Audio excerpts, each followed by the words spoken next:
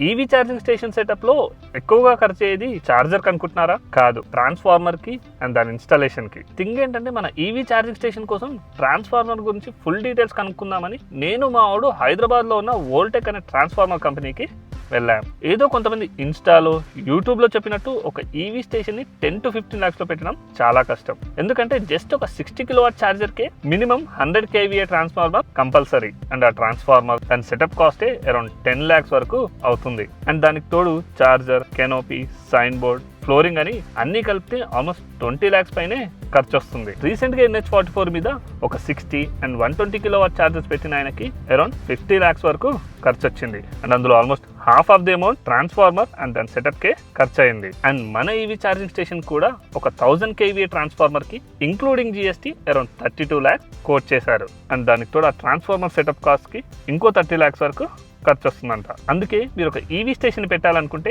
ఛార్జర్తో పాటు transformer and దాని setup కాస్ట్ని కూడా కన్సిడర్ చేసుకోండి. అండ్ మీకు ఏ ఛార్జర్కి ఎంత కెపాసిటీ ట్రాన్స్ఫార్మర్ కావాలి అండ్ ట్రాన్స్ఫార్మర్ అప్రాక్సిమేట్ ప్రైజెస్ కోసం ట్రాన్స్ఫార్మర్ అని కమెంట్ చేయండి. Will send PDF.